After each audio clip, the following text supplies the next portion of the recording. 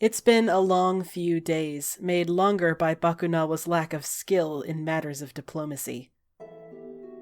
No one could ever accuse them of not being charismatic, but diplomacy was an art all its own.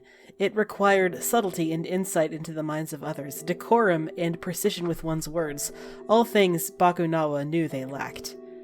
They had, of course, arrived to all these places not unprepared.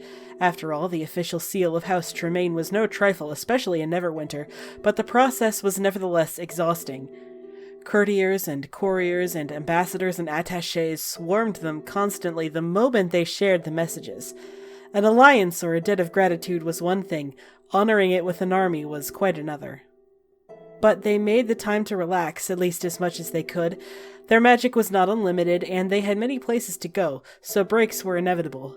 More than once over the course of the week they spent assembling this army, they were shunted into inns and taverns, and, less frequently, lavish guest rooms for honored visitors.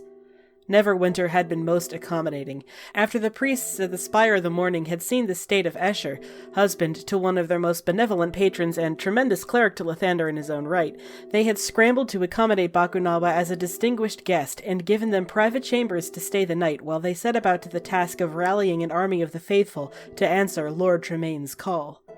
Baku had made Escher comfortable, or at least as comfortable as he could be, with no free will to speak of, placing him in the abbey of the spire where, if nothing else, he could pray and listen to the choir.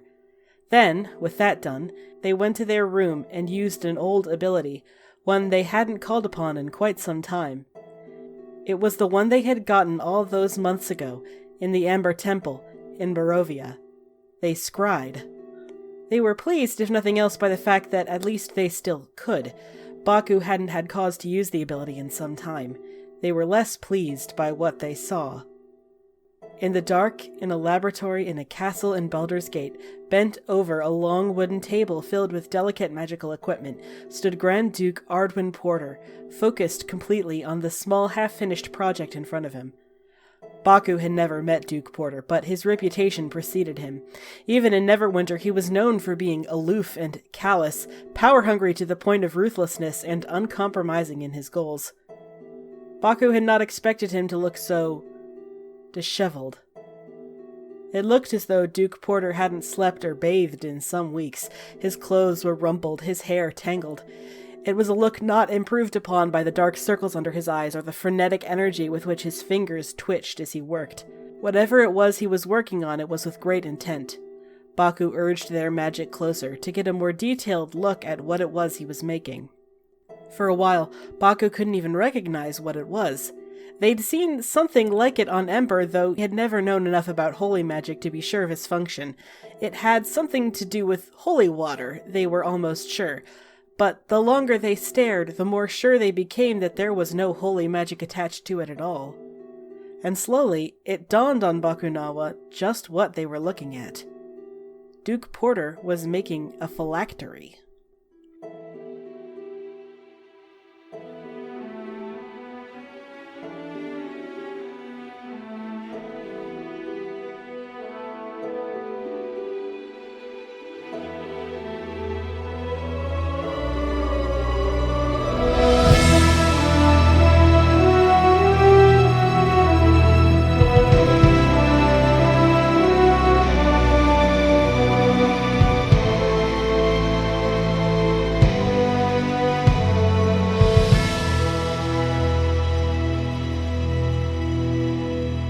Nyla!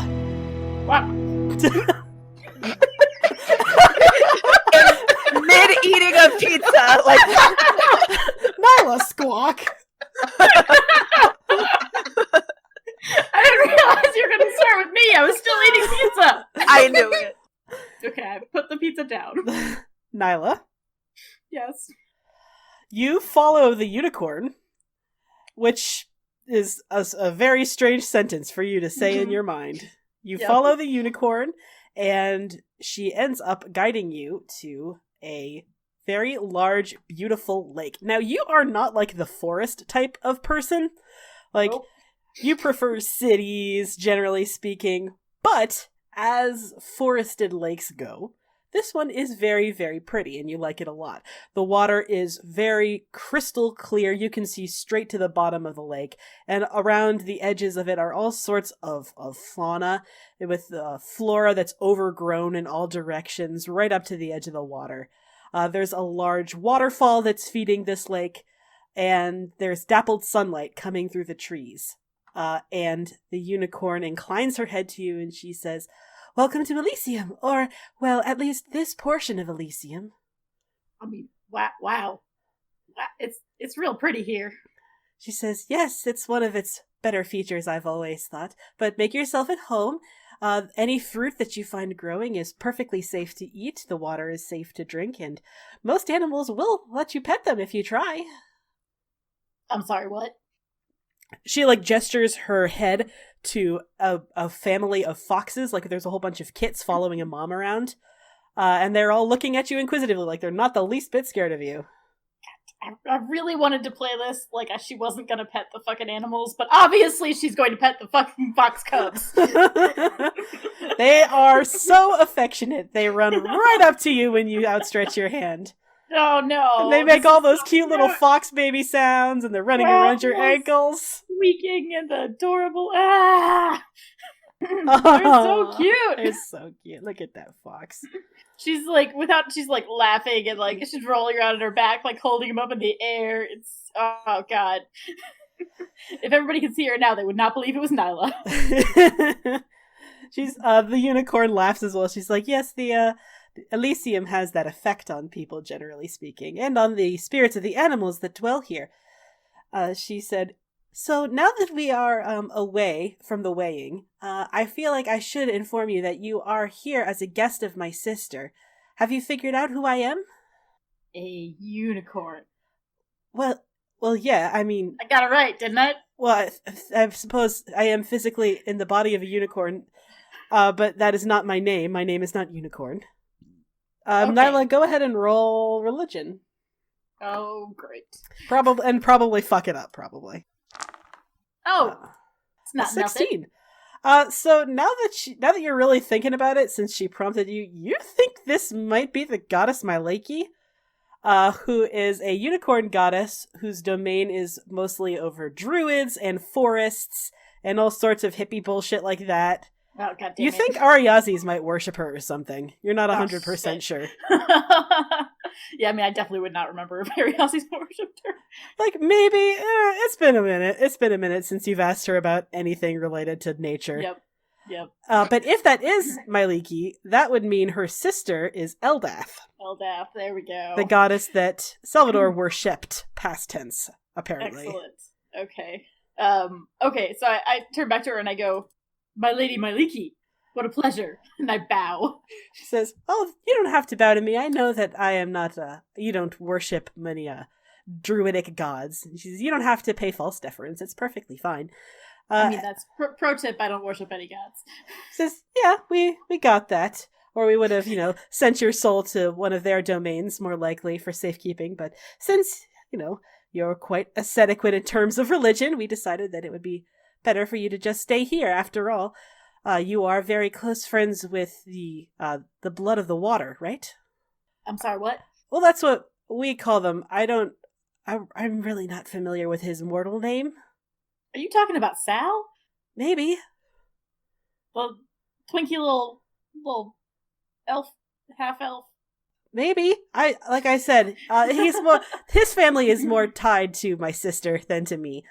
I mean, he does, ooh, that's a sensitive subject. But yeah, I know he was involved in worshipping Eldath at one point.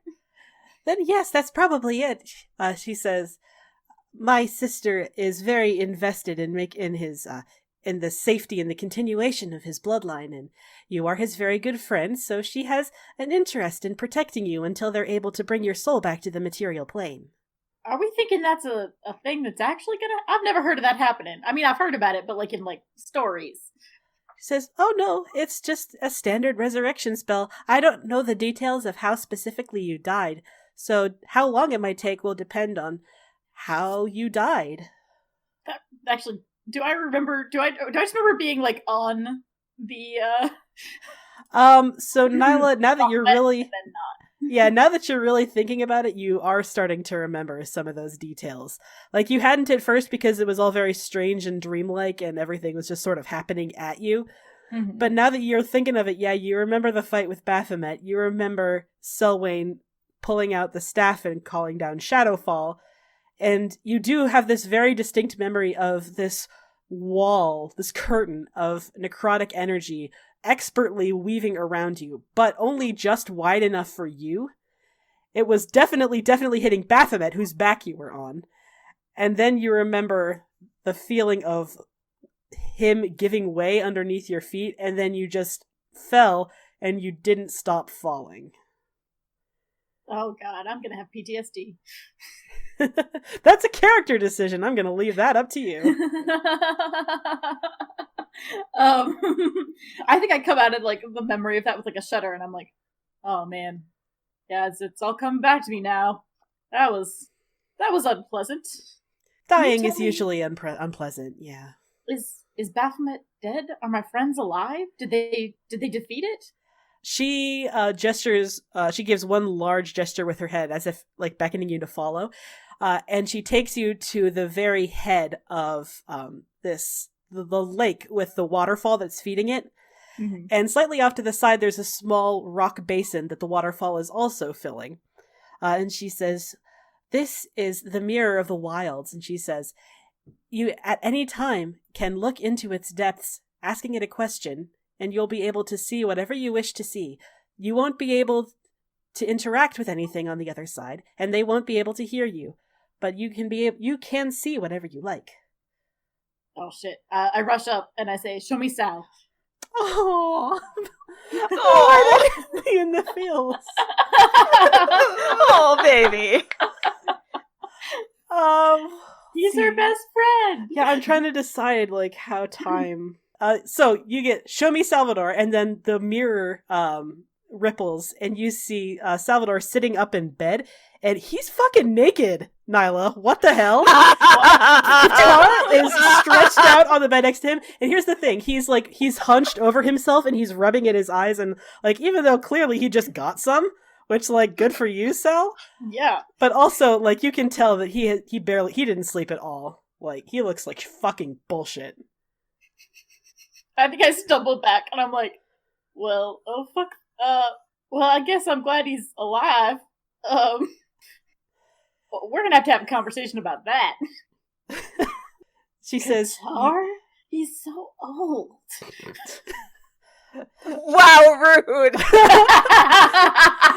I mean, like on the halfling scale, he is quite old. He's like 100 something. Yeah, I was but like, for an okay, elf, yeah, that's like 25. It's not that Right. old. Yeah. Whoa, wait. Selwyn is older than Qatar? Yeah, Qatar, because we actually confirmed that Qatar was really, really young when he adopted Ariazis, right? Yeah, he was like chronologically, early like 20s. 20, yeah, so yeah. it's so funny because they look physically like the same, and they're like, "What?" Okay, I'll process that later. I'm old enough to be your mom. Oh god.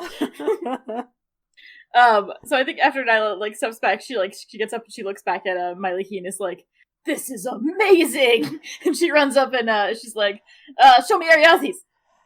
Ariazis, the water ripples again, and you see Ariazis slumped sitting on a pile of books, it looks like, maybe, and she does not look great either. She looks like she's been beaten to hell, and is exhausted. She is currently alone, however. I mean, I guess they all lived, but they don't look too happy about it. Well, that's only right, actually, because I am dead, so... Like you said, I was gonna say, you did die, so... Yeah. I think it's pretty reasonable that they would be upset. Yeah. I think the real problem here is just that they're not absorbing the ceremonial period of mourning. They should all be wearing black. I don't see anybody cutting their hair. Quite frankly, I'm offended. Myliki chuckles and she says, "Well, until such a time as they're able to reunite your soul with your body, you're welcome to stay here. You are an honored guest of the Mother Guardian, and if you have need of anything, you can ask one of the animals or even ask the water directly," she says, gesturing to the much larger pond. Well, this is possibly the weirdest thing that's ever happened to me, but thank you, and thank you for rescuing me from the honestly quite up in the air ceremony that was happening prior to your arrival. She just sort of inclines her head and she says, "Don't worry about it. You are a friend of a friend and an honored guest here for as long as you choose to stay.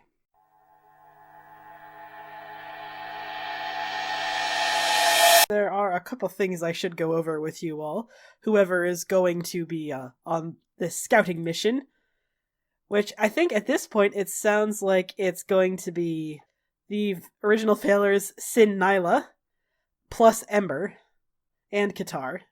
Mm-hmm. There is the matter of Stormy. Stormy, last you checked, was in the High Forest. You don't know what Stormy's up to. Right, that's I was like, we forgot about Stormy. I was like, we left him. Yeah, he's almost like he's probably fine. Like, what could Stormy, a giant gray render, possibly get up to in a forest? Fine. I know, right? Mm-hmm. But Elminster takes all five. Yeah, all five. No, 6 of you with Sal. All 6 of you into a separate room, the one that he had been squatting in for several years. He unrolls a large map of Faerun on the desk and he says, "All right, well, listen. The last known location of the Pillar Prime," and he taps a spot in the spine of the world, very, very, very far north in Faerun, he says, "is a frozen lake somewhere near here. And if any of you have a map of Faerun, this would now be a good time to look at it, because I am leaving most of how you want to get there in your hands with the resources that you have." He says the site was created 1,500 years ago. Back then, it didn't really have a name, but now it's called the Kingdom of Many Arrows, which is an Orcish kingdom, which is bad news for most parties. Orcs being not friendly with anyone, generally. Orcs, in general, are very violent. They worship violent gods. Mechanics-wise, they are mostly chaotic evil, although half-orcs can be, they can vary. Like, half-orcs are as varied as any other race, but pure orcs they're tough customers. You don't want to tangle with orcs. He says it's the location of the Pillar Prime should be in a lake that feeds the river Cerbrin, right in the heart of Orcish territory. The Lord Portyr has built a large garrison there in defense from the near constant orc attacks. They see him as invading their sovereign territory. They've had a lot of skirmishes, apparently, over the past few months. It's been going really, really well for him. He says the Pillar Prime itself should be under a frozen lake. And like I said, he's had a garrison there and he's been excavating it, but the progress has been slow because of the constant attacks. And he says, you need to figure out how far along they've gotten in their scout and in their excavation, and ideally without letting anyone know that you're there, because they do have a large chunk of the army stationed there presently, and you are powerful, but you're no match for an entire-ass army. Oh god. I am the wrong character for this. If only we had someone sneaky and small. Both of our sneaky characters are not here right now, because Rasha is made of sneak. Right. They are made of sneak. Does Salvador have? He does not. He has a +3 to stealth and no proficiency. Automatically fails all stealth rolls. No, he doesn't automatically fail. He has disadvantage on all stealth rolls. Or at least while he's wearing his giant plate armor, which is he's always wearing his I feel like when Elminster is like, "Oh, you have to be quiet," Ariaz is like, "Oh, too bad, Ember." That's too bad for you, Ember. I turn with a very loud clank. Like, oh no. Salvador says, well, I'm just going to go ahead and say it. I'm not naturally sneaky, and I wish... Oh, that hurts. And I wish Nyla were here. I think our best option is... Ariazis, can you turn into something sneaky? Like a cat or a fox or, I don't know, a snake? I could. She could also prepare, what is it? Pass Without a Trace. But that's a pretty low level spell. So yeah, I could be like, yeah, I could turn into something small and natural. I don't know what's And Selwyn, I know you can do that raven thing, right? Yeah. We are a little bit crippled in our sneaky department, but we're not totally without resources. And this is fine. Everything is fine. It's gonna be fine. It'll be fine, little buddy. I'm not that okay, I am kind of little. Sal immediately feels like, oh no, I'm the smallest person here. Fuck. Oh, yeah. Now that Nyla's gone, I'm the smallest one! Oh no. So now that you have a general idea of where it is, how do you want to get there? Does anybody have any cool spells? I'm looking. Well, if someone else can activate the teleportation circle, we could go to Silvery Moon. Silvery Moon is a nearby city. That would work. Also my home. Mm-hmm. I think Elminster might have teleport. I'd have to double check his character trait, but he's not going with you. He'd just be sending you because he's got shit to do. Mm-hmm. Looking at like all of my known spells, like what can I do? Yeah, no, I got nothing. I've got things that'll get me out of the way, but beyond that. Other nearby cities, Mirabar might be a good option. Neverwinter is a little bit further off, but it's nearby. Well, I mean, we can always go the old-fashioned way, Ember says. We could, Sal says. That would take probably the better part of 2 months to get that far north on foot. Yeah. Okay, well, you cannot go the old-fashioned way. Who here can teleport us? Apparently it's just Elminster. Like, he's watching you try to figure this out. Like, I suppose I can cast teleport for you. That would be very helpful. He says, alright, but I can't go with you. I've got a couple more things to do. I think I might be able to add to our list of allies, and I need to pick up Yvette in any case. Do what? Yvette? We talked about this? Oh, yeah. Yep. Yvette Porter, yeah, the other Porter, yeah, okay. Like, Arias is like, does he ever pay attention? I don't know. Apparently We haven't known him that long. In the short time you've known Ember Tremaine. Okay. So, yeah, he's willing to teleport you to Silvery Moon. That would be fine. He said you wanted to leave tomorrow, right? Yes. And how far outside of Silvery Moon is the place we're going? Probably, I mean, it depends on what kind of time you make. If you stick to the roads, you could probably get there in a couple days. But if you're trying to be sneaky about it, it's good. Like if you're going through the forests, that'll put some travel time additionally on. Okay, but we're not talking about another, 6 weeks or anything like that. Not a huge amount of time, no, but Okay. It's a hike. Okay, so your last day at Candlekeep. You're basically just waiting to go. Is anyone doing anything? This is your last chance to do character stuff before the plot happens. Yeah, right. Oh, God. Last call! This is not directed at me. I feel like it's directed at us, but I got no clue. Well, let me put this in your noggins. So you just realized you are basically going to have to lead an army pretty soon. Right. And there's apparently a garrison waiting for you at the last site of the site of the Pillar Prime. So it's going to be a battle, basically. There's like a battle coming, and it's slowly starting to sink in that if any of you are going to die, I mean, apparently you already have. You might die. You might die. Yeah, Sal might die. is definitely going to die, apparently. Yeah, I mean, yeah, we knew that, but now it's like, oh shit. Now it's coming. Yeah. It feels Now. real.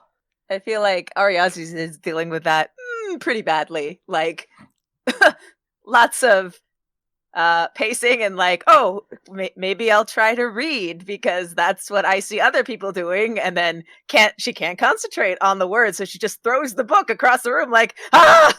Another thing that you might be thinking about specifically, Ariazis, is Shemeshka. Yeah, for sure.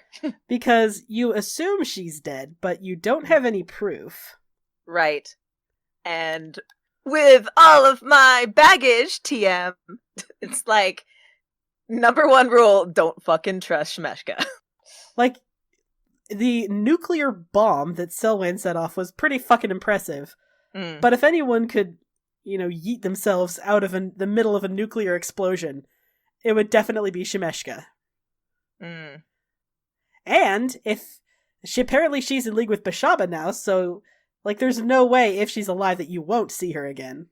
Oh, yeah. True. That's also gonna be eating away at her. So I guess she might be, like, she had this plan, like, maybe I can figure it out, and she's like, wait, no, I'm not a sorcerer, I'm not, like, or wizard, or, like, and I also don't know anything about these books, and she's trying to absorb information, she's like, it's not fast enough! Why isn't reading faster? Right? Basically, like, yeah, if you look at her, she's, like, clearly very agitated, and it's like opening books, shutting them, throwing them, and like just making a whole mess of the library. Selene is horrified at how you're treating these books and, like, does not want to get us thrown out. And It's fine, we're leaving anyway. I want to be able to come back! I mean, assuming we are still alive. Yeah, I have to. I'm gonna go crazy if I don't. Oh, it's nice that you can have that. You can think that. You can just automatically skip the part where we die and just go straight to the part where we don't die. That's very nice. That's twisting it. So you don't think there's a chance we're gonna make it out of this? You think that we're all just gonna die? I feel like she was holding a book and she was like getting ready to eat it, and then just like, okay. And then instead she stops herself from throwing it and like puts it down and looks at Selwyn like, the odds are definitely against us, Selwyn. Like, we're building an army. We don't know what we're going into. It's impossible for me to think that there's anything but failure waiting for us. I don't always agree with Sal, but we've got to have some hope. I just found you. Or, you know what I mean. Ariazi's, smiles at Selwyn and, takes her hands and is like, I know. And I love you, and I love this. I love being in a relationship where I'm not constantly in pain. But it's hard for me to think, to have hope. I'm not used to it. And I think Selene just squeezes your hands and rests her head on against yours. And I know, but I just want you to try. Because I think if we go into this thinking that we won't make it out, I don't know how we can manage it. I feel like she leans against you too and is like, I'm learning a lot from you, so it's going to be hard to have hope when I'm not used to feeling that, but I will follow your lead. If you have hope, I will try for your sake.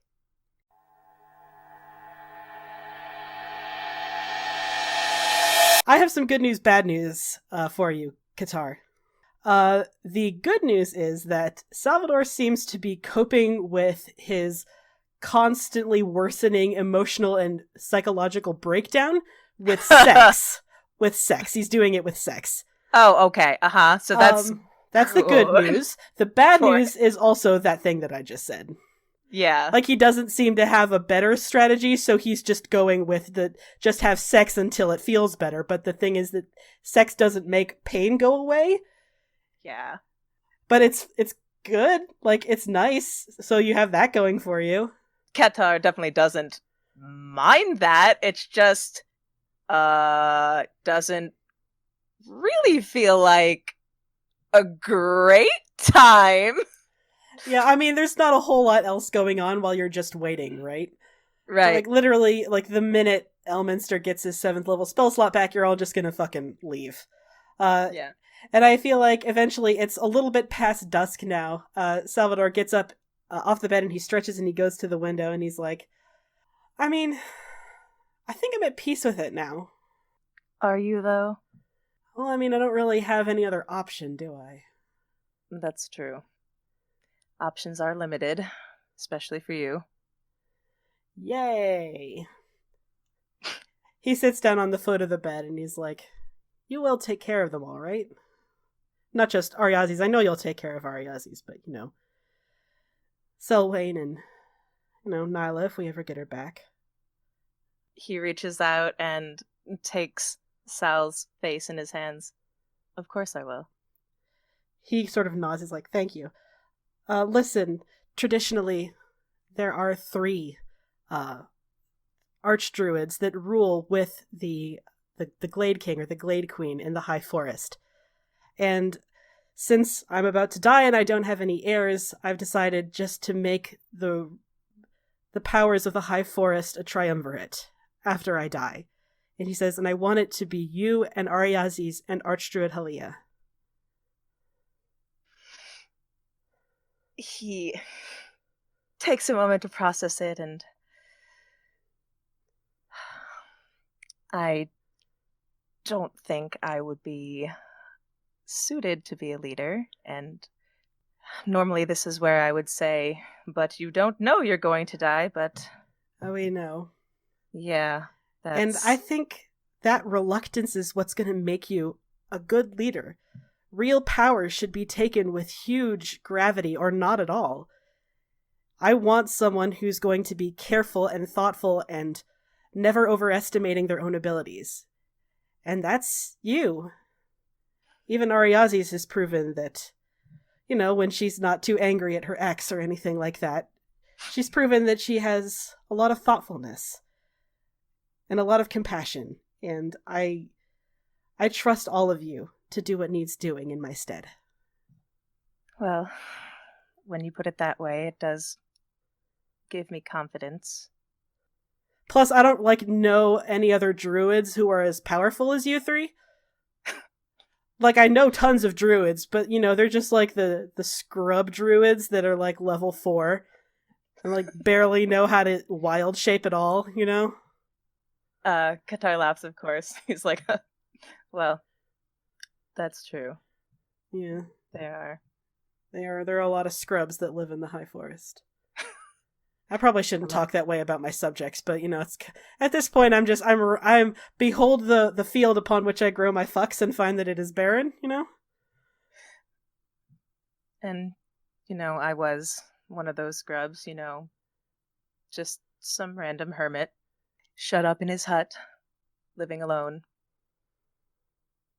Look how well coming out of your hut worked out for you. And he just starts, like something just really thin and fragile just kind of snaps in Sal's like, oh god, you left your hut and now I'm gonna die and everyone is in danger around you and there's gonna be a battle. And he just starts laughing and it's really hard to tell if he's laughing or sobbing. That's heartbreaking. I'm just gonna have a moment of oh. I feel like Qatar is also trying his hardest, not to cry, I'm gonna be strong for Sal, and he's like, oh, okay, maybe not. If that's how he's gonna handle it, maybe not. Eventually, it takes him under the circumstances, it takes an impressively short amount of time for him to, collect himself. He takes a couple breaths, and he sits up straight, and he says, I'm fine. Or I'm as fine as I need to be. Under the circumstances. And he says, thank you for agreeing, and I trust that you'll do the best you can with this power. I will do what I can without you.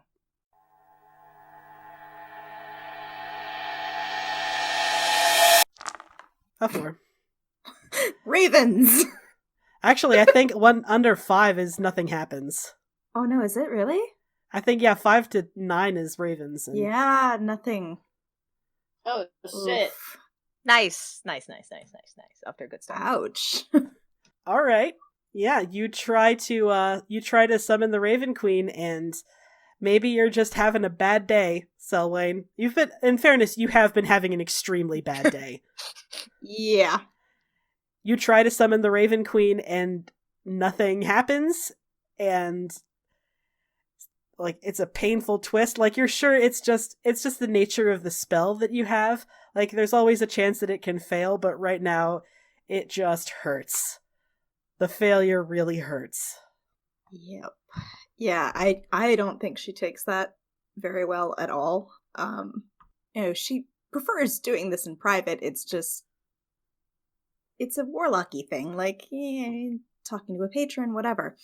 But I think she probably retreated to the room that she'd been sharing, and yeah, she's been up for a very long time at this point. She didn't trance the previous night. She's really tired, and it feels like just one more thing that she's failing at, one more thing that she's fucked up.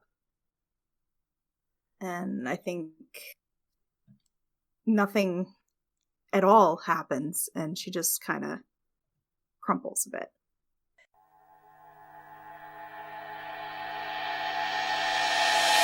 You are all lining up on the sigil of teleportation for Elminster to cast it for you. Any parting remarks? How is everyone looking this morning after three terrible conversations happened?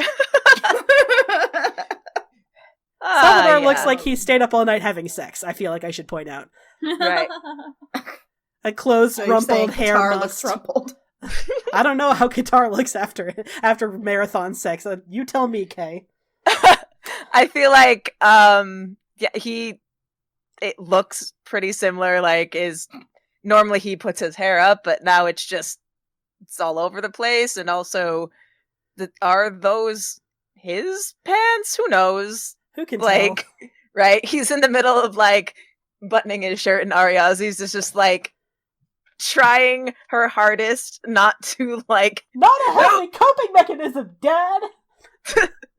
She's trying her hardest not to she wants to fix his appearance. Oh my god, you've been buttoning the wrong buttonhole for the past 5 minutes. What's wrong with you? How's Selwyn looking? She's got some pretty dark circles under her eyes, but I think probably Ariazi's forced her to get some sleep or, some trance in. Just because she would go completely squirrely if she stayed up much longer. I think she's still wearing the comfortable clothes that she changed into, things that are slightly more suited to sneaking around than, the dress. Than being sexy to a certain Raven Queen. And it's not entirely on purpose. It's, it's practical. It's not, but there is that undercurrent of, I'm a little upset. I feel a little bit let down. I knew this is a thing that could happen, but she's always responded in some way. Okay. So you all look like shit, you feel like shit, and you're going on an extremely important, sneaky, scouty mission. Yeah, no problem. Everything is going to be fine. Yep, usually is. Elminster pulls out his staff, and he taps it at the edge of the sigil of teleportation. He says, I'll take you to Silvery Moon. And he taps it, and then nothing happens. And he's like, he taps it again, and nothing happens. What's going on? Is that supposed to happen? No. Generally, when I tap my spell on the sigil of teleportation, teleportation happens. Oh.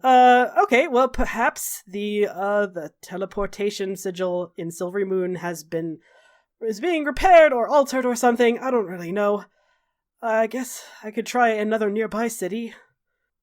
Selwyn just looks really, really super upset all of a sudden. The list of things that could impact a teleportation sigil, but also knowing how close it is to where this apparent army is really upsetting.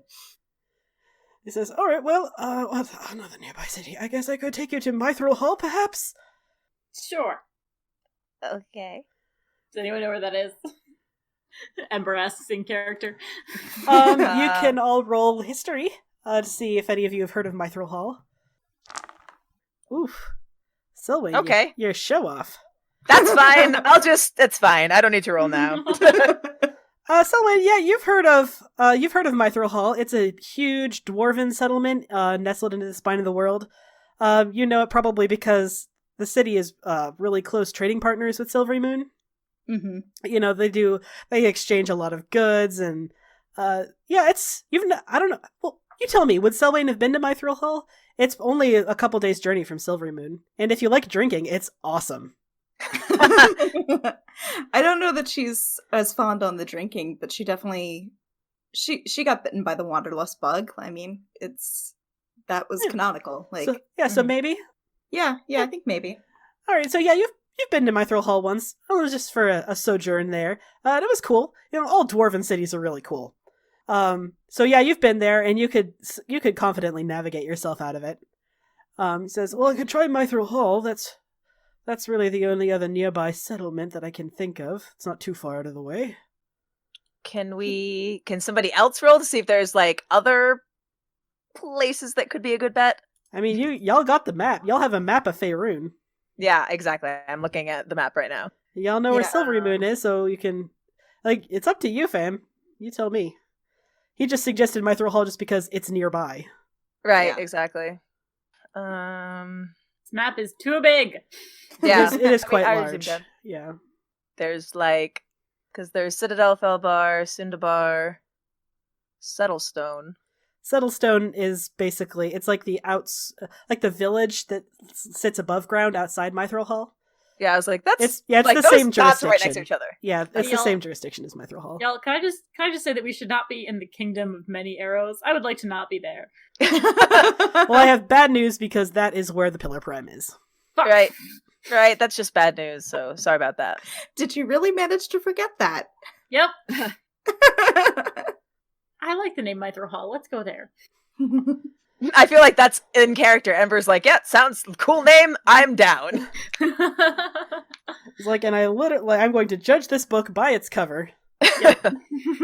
Because I do not read books. Yeah, so Elminster's like, all right, I'll try that one then. And he says, it's probably, and he looks a little uneasy. He's like, they probably just, maybe they're changing the route of teleportation. They do that every couple 100 years. That might be, maybe it's time. Maybe it's due. Maybe it's due for a change up, some yearly maintenance. He taps his staff against the sigil of teleportation one time. He says, all right, this time to Mitt, and then abruptly you are all teleported. Okay.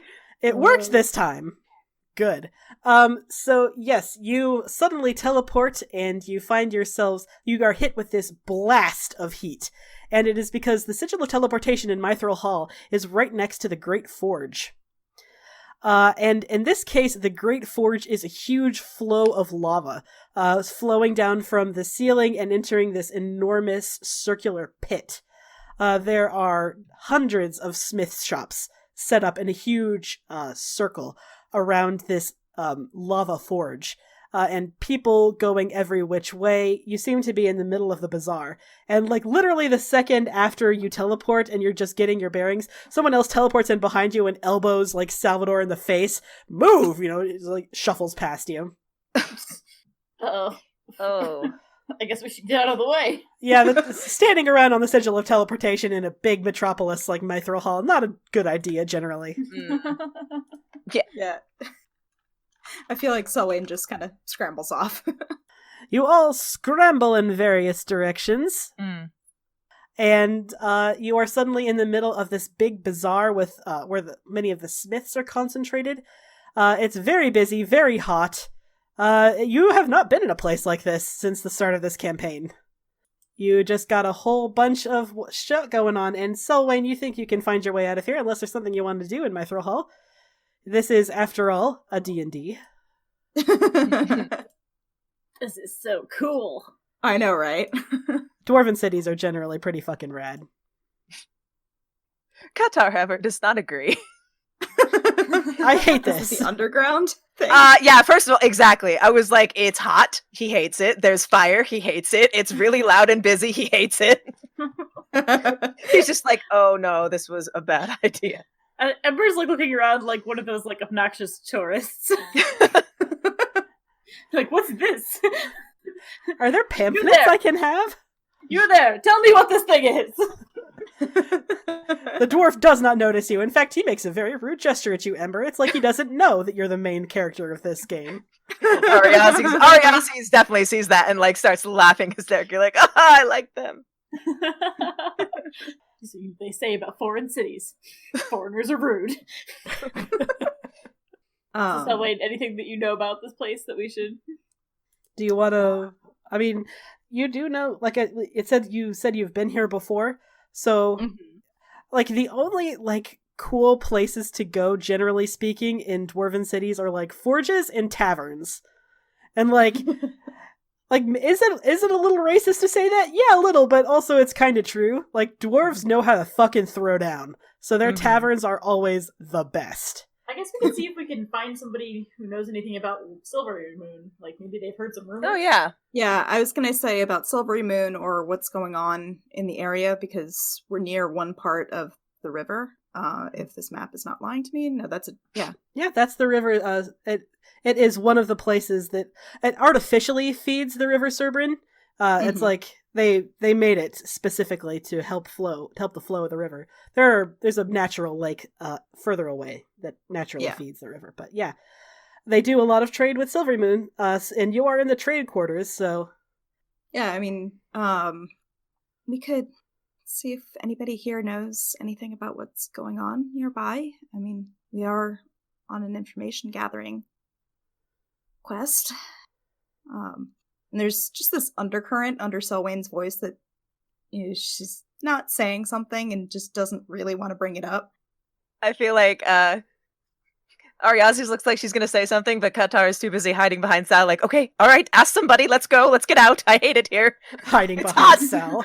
Sal, Right. who is 5'5", like... Exactly, that's what I was saying. Imagine this tall man who's like, fire, and, oh no, so many people.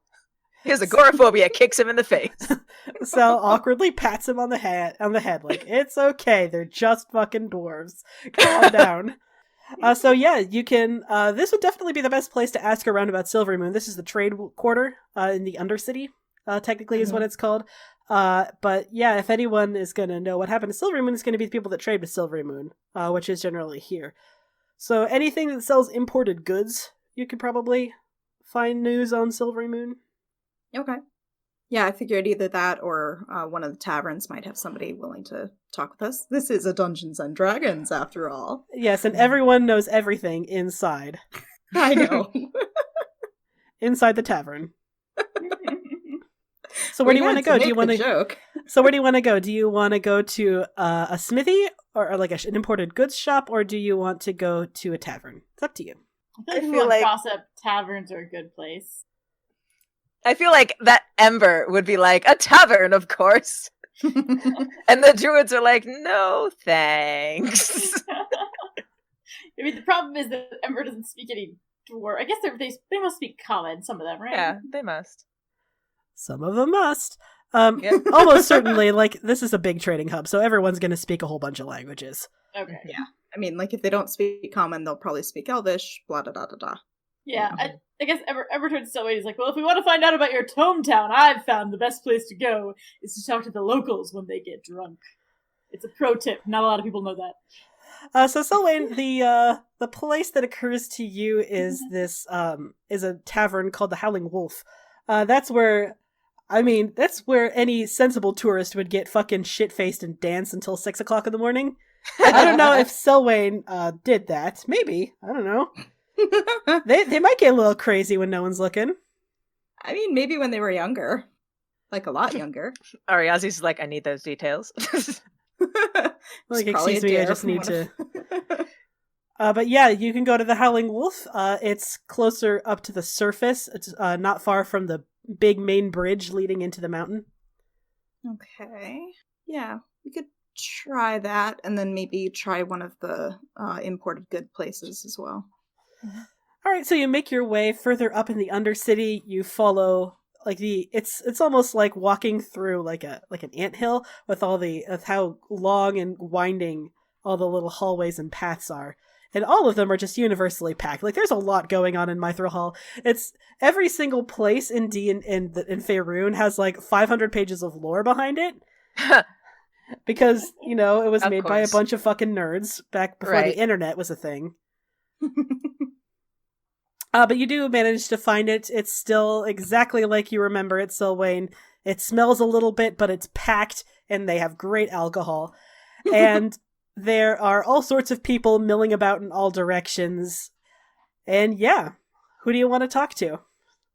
Okay. I probably want to look around and see, like, are there elves? Are there only dwarves? Are there some humans? Like, what's our mix? I mean, it's mostly dwarves, right? Because this is a dwarven stronghold. But, Yeah. that said, it's a big metropolis. People come and go.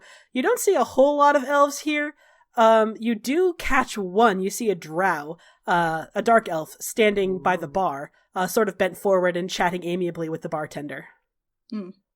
Because he's 3 feet taller than everyone else in the room, so easy to pick out. I don't know, I'm Ember, you seem more I know. I'm suited to surprised this. Ember hasn't just wheeled in and been like, "Hello, everyone! It's the main character." Okay, no, wait a minute. I Okay. was actually very quiet because I was gonna let fucking the rest of you do something.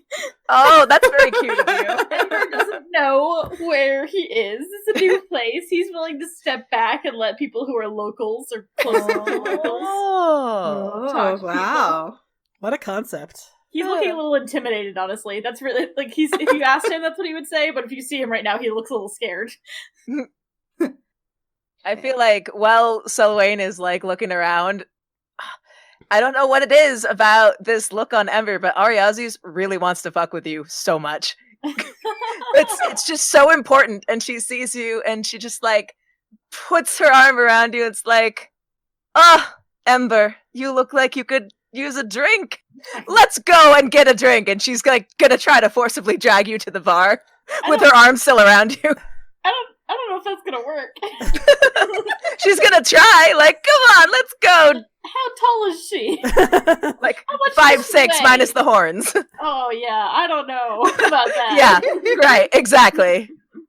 I think Ember just dead weights it, just stands dead still and is like, I think I'm fine over here. And then Ariazi's just really, really loudly and obnoxiously oh, no, my friend Lord Ember Tremaine doesn't want to drink with me. I'm so sad. Who will drink with me?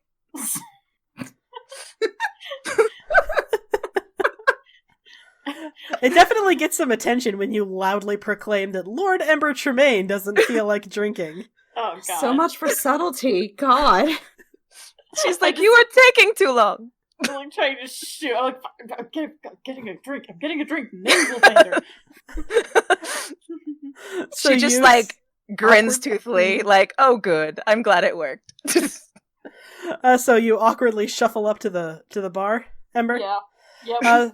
How tall are the bars, considering this is a Yeah, the bars town? are dwarf height, yeah. Excellent. Excellent. Which on Ember's 6'4", I think you said he was, or 6'2"? Yep. Yeah. Yeah, they are waist high, which is a little embarrassing. Excellent. I'm really glad Baku's not here. That'd be hilarious, though. But the minute you step up to it, the dark elf who had also been, or the drow who'd been standing at the counter with you says, "You get used to them." Yeah. A little nervous, aren't you? Maybe. Oh, this is why he needs the drink, my poor friend. So I'm nervous. fine. I don't get nervous. I am Lord Ember Tremaine. I know. I said that already. He says, "Well, Lord Ember Tremaine, the first one's on me then." And he flags down the bartender. And the bartender comes over with a round of ale, and it's dwarven ale, so you know it's going to be fucking good. Also fucking potent. Excellent.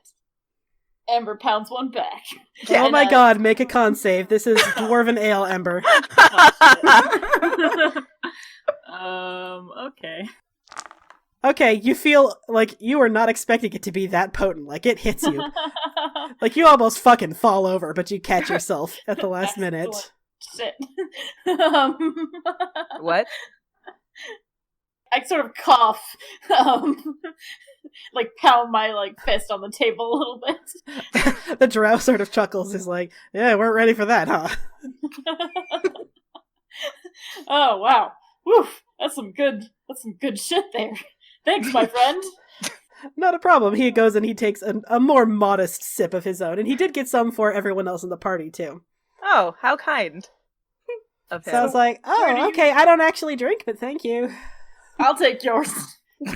Right. So I was like, I that feel like seems dangerous, but okay. right. Ember takes Sal's, but is like, you know, Careful. Cautious. More cautious this time, yeah. slower about it this time. Yeah. He turns back to the dark elf and is like, "So, my friend, where do you hail from?" He says, oh, I'm from all over. These days I have a little place not far from here. But I was born in the Underdark, as I'm sure you can imagine. He gestures to his skin. Like, all drow are born in the Underdark, usually. Mhm. Gotcha.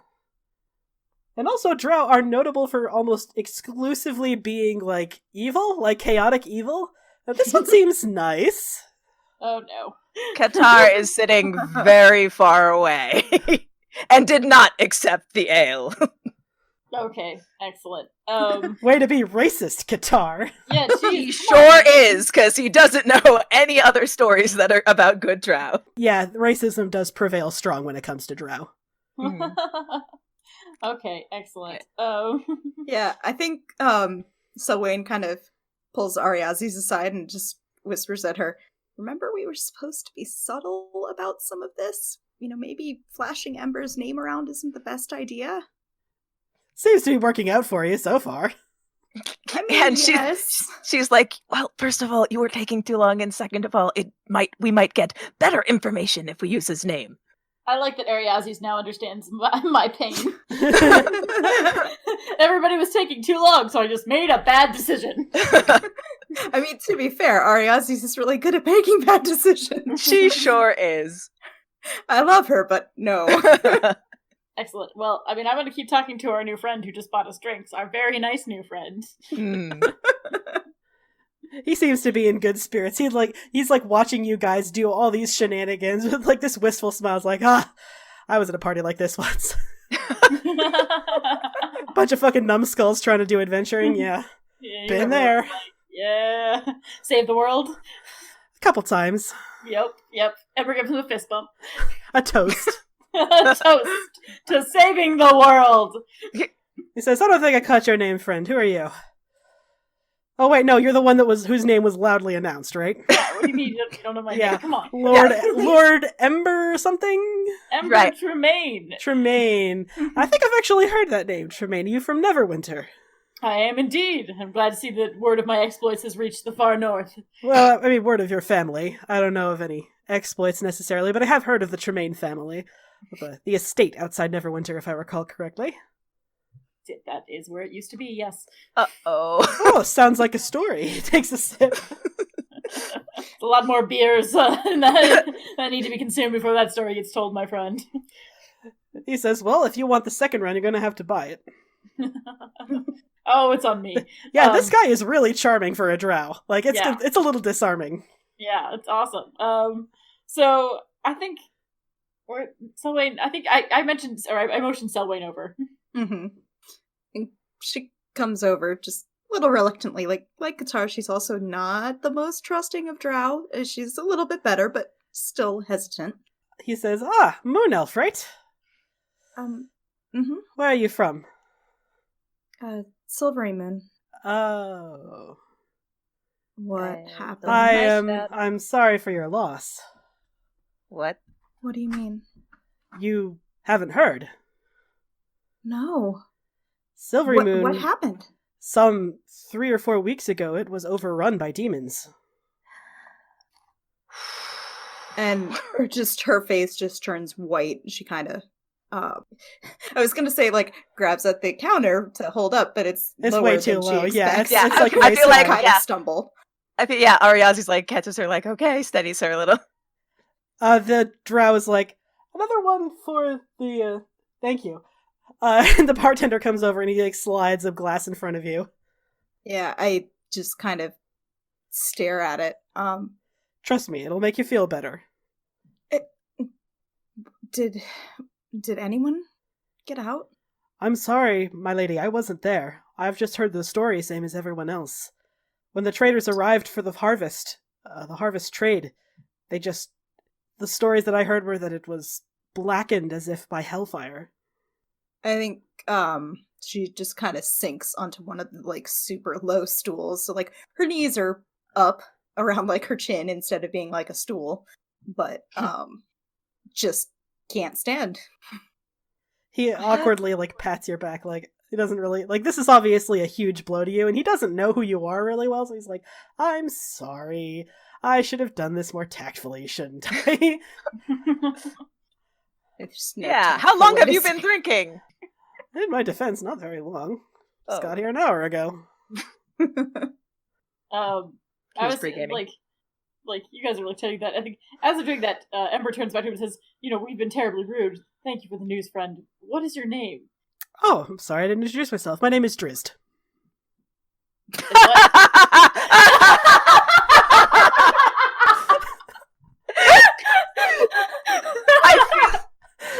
I feel like Qatar like tries to put his hand down and accidentally knocks over like all of the ale. Like, what? Oh, you sons of bitches are so lucky I remember to ask a character's name for once. I know. Ariadne is going to be like, by the way. So Qatar knocks over the ale. Is like, whoa, careful. Sorry. It's all right. No harm done. You all right? You look a little shaken. I've heard of you. I know you. Of you. He says, my reputation precedes me, I see. It's really quite all right. I promise the legends are embellished quite a bit. This is where Ember chimes in, they usually are.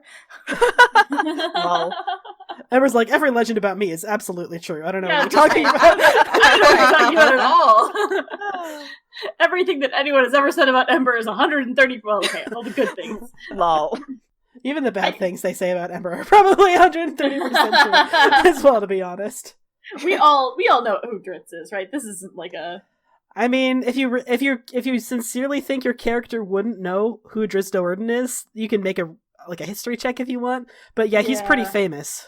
Yeah, I do think Ember would know. So Ember like steps forward and says, "Well, I've heard some stories about you. We certainly are in the same league. You'll forgive my presumption earlier." He just chuckles. He's like, "If you say so." Oh man, you should meet my husband. Oh no. Man, if Escher were here, he'd be fucking fanboy. Like, he might divorce Ember to fucking marry this guy. Listen, isn't he already married? I don't know, actually. Maybe? I'm pretty sure he's married to some other druidy shit. I don't know. Anyway. Excellent. Okay, well, this is a lot to take in, isn't it? Ember, looks around at the group. Selenor's like, it sure is. Wow, Drizzt Do'Urden. What are the odds? What are you doing? What are you doing all the way out here? Idris says, "Oh well, I've been following some strange planar disturbances that they were particularly bad a couple years ago, but now they've changed in nature, and I'm trying to find the source of them. I've been tracking them, and I was able to predict, although not with enough time, the attack that would happen on Silvery Moon. It seems like many of the creatures of the Abyss are rising up as if in some sort of organized force, which is not usually how it works in the Abyss. It's usually, a little too chaotic for that." Oh god. Ember looks around at the rest of you and is like, should we tell him? I think so, yeah. I feel like can we afford not to? Right? He's here. We have to take advantage. I mean, yeah, he would not be a bad ally to have on your side, fam.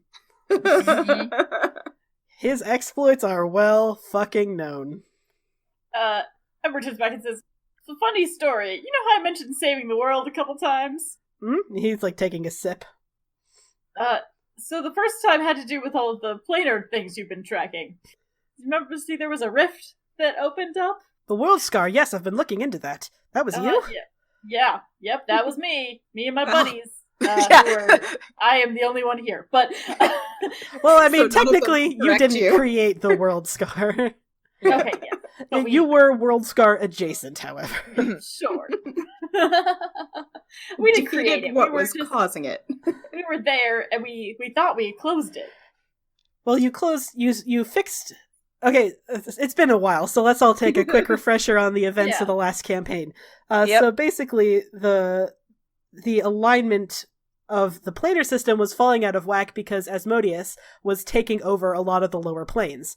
And, like, too much chaos was becoming lawful, too much good was becoming evil, and that was threatening the entire balance. And, like, that was threatening to tear the world apart. Sigil fell off the spire, or it almost did, except for one Wayward Wish spell that managed to save it. And then there was the related thing with Nagath at the end of the world, because the planar system was falling apart. That was going to consume everything, so yeah. Okay. That's about as succinct as I can. It was a long campaign. Yeah. I was like, and Ember was the only one there for that, so like the rest of us can't. Yeah, you like, have no way of comment. verifying, yeah. Right. Nope. We're like, yep, and then we fought Baphomet. Yay.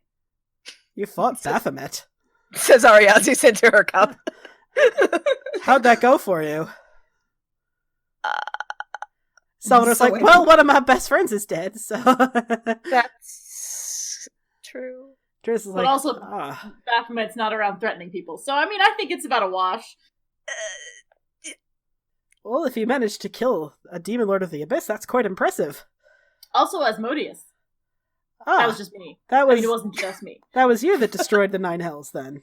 Yes. That's not a good thing. I think I should clarify that. That was actually, that almost hurt more than his conquering. Oh, that's not important. That's... We didn't have a lot of options at the time. Okay, look, it also looked really cool. He says, so, this whole thing has to do with you, huh? I'd say, what are the odds, but I've been around long enough to know that the gods work in mysterious ways. Indeed. Perhaps it's no coincidence that I'm here with you. That's probably true. It is. In fact, we're trying to recruit people to our cause because we have a battle to fight against. Ember looks and turns at everyone else and is like, help Who is me it out again? here. The Shaba. Bashaba. Bashaba? Hmm. Yes. So what The the hell goddess. does Bashaba have to do with any of this? She's been It's trying so- to open the rift between the worlds. Which worlds? This one and another one. Look, I haven't been. Okay, you know what? Someone else should take over. It's like, Ember, stop talking. You weren't there for that. Ariazi's like shoves him down under the it's like, listen. Like, shush. There's other worlds beyond ours, beyond our planar system, and she thinks that she can take over these other worlds. And Salvador says, but first she has to destroy this one. Yeah. Drizzt is like sort of processing this for a minute, and he says, I admit that doesn't sound a whole lot like Bashaba. She's not the destroy all matter in the universe sort of person. What about Timora? What? We don't. You don't... What? You don't think she'd be interested? We hadn't Uh, thought about that? Ariazi looks around like, oh! Timora is her sister, the goddess of good luck. Uh-huh. You don't think she'd be interested in helping? I don't know. But, Shaba hasn't been acting sane the few times we've interacted with her. He says, well, I think that's all the more reason you'd want to involve Timora in this. You know, long ago, Bashaba and Timora were one single god. And then there was the time of troubles and sundering, and they were split into two. Honestly, I don't know if Selwyn knows this. You can roll... this be religion or history? It's like religious history, so I guess whichever. Right? Yeah, so you know about the Time of Troubles. The Time of Troubles happened quite some time ago. It was basically this big upheaval. Like, honestly, if you, like, Google the Time of Troubles, the wiki article in it is, like, 500 pages long. And it's, like, God. It's a whole lot. And basically, the long and short of it is, a lot of gods died, a lot of gods were unmade, a lot of gods were revealed to be primordial spirits from the elemental planes. And among the things that happened was, the goddess of fortune, of just all fortune, Taike, was split into two, Bashaba and Timora. Uh-huh. And it never really occurred to you before, Selwyn, but Bashaba is the other half of this goddess of good fortune. And Theoretically, like, you feel like that creeping little idea, you know, clawing at the back of your neck for a minute is like, theoretically, if there was enough magic brought to bear, they could be forcibly reunited. Oh, God. Ooh. What? Are you gonna share? So I feel like Selwyn had taken a sip of her drink and just kind of coughs as the thought occurs to her. And sets it down hurriedly. You alright? Yeah. And as you keep thinking about it, like the only reason you even thought this would be possible, like, normally it's not possible, right? Unless you had something powerful, like, for example, the Pillar Prime. Interesting. God. And, you know, obviously Bashaba has been going a little bit nuts, but if you reunited her with her sister, who has decidedly not been going crazy, it might be enough to balance her out, to make a stable creature, perhaps. Maybe. It certainly would be preferable to trying to kill her, which would be difficult and horrible and terrifying. Yeah. So in our list of increasingly crazy thoughts and ideas, I might have a new one. Sounds like, well, I'm listening. If we can get the pillar, we might, maybe, this is theoretical, absolutely theoretical.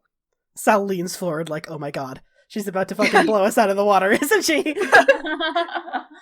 Be able to reunite her with Timora. Like, make them whole again. Sal leans back again, like he's trying to process it. Like, Sal's not stupid. Like, I joke about how he's stupid, but he's actually kind of not. And he, like, leans back and he's thinking about that. He's like, that would... Fuck. That's a good idea. I mean, it's... That's a great idea. How do we do it? Yeah, that's the rub. The I don't have that bit yet. Sal's like, we could do it with the Pillar Prime, right? He, like, lowers his voice, even though, like, Drist is, like, just standing right there, just listening to this, just sort of drinking, like, what the fuck are they talking about? But he leaves, like, we could do it with the Pillar Prime, right? Like, it has power over all matter and all energy. That's what I was thinking. Says, well, that would be a whole hell of a lot easier than killing a power of the realm. Well, I mean, we were already planning on getting the Pillar Prime, right? That is what you need for your husband, yes. So, with the Pillar Prime, so what do we have to do when we get the Pillar Prime? Do you just, like, hold it up and you're like, please reunite these two people? Is it, like... I told you, I'm working on theory. I don't have a lot to go on here. We don't have the Pillar Prime yet, but that's... Fuck, that's a good idea. Like, that's a really good idea, Selwyn. Thank you. I think it's finally hitting her that this is like the first time they've gotten along in a couple days. Yeah, ever since. Hey, guess who's gonna ruin it? It's Qatar. He's like, Sal still has to die, though. Yep. Thanks. Yep, sure do. Drist is like, you have to die? Oh, I'm missing a large part of this story, aren't I? You said you had to fight a battle? Yeah. Okay, so here's the short version.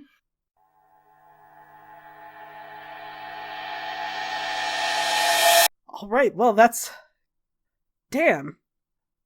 My thing to save the world was a lot simpler than that. What was your thing? Oh, it was a long time ago, and honestly, I never read the book. So...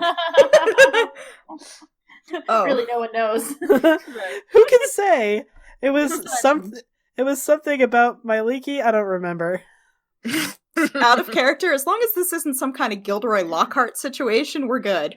Oh no, Drist is the fucking realist. I know. He is a little bit of an edgelord, but he means well. And honestly, you can forgive him because the Drow are their society fucking sucks, and yeah, he was raised in a shit environment, and it's a miracle he turned out kind of normal. So also, I just needed to make the joke. Original edgelord, so that's true. He was around in first edition, which was back in the 70s. So yeah, dude's been like fucking everything up for a while. He puts his hands on his hips and he says, I mean, like, I feel like I'm sort of obligated to help you now. Like, I also do not want the world to be destroyed. Like, I feel like that most people don't want the world to be destroyed. Fair. But I am Excellent. in something of a better position to help.